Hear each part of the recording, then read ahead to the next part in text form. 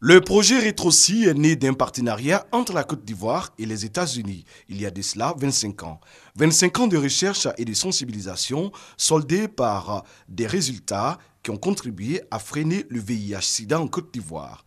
Entre autres actions, la mise sous traitement ARV de séropositifs, la prévention de la transmission mère-enfant et la sensibilisation intense contre la stigmatisation des personnes vivant avec le VIH-Sida.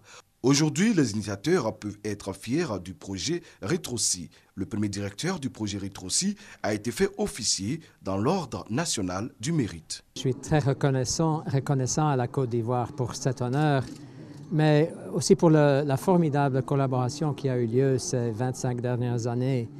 Je pense que ça a été très important pour la Côte d'Ivoire, mais ça a été très important pour les États-Unis aussi.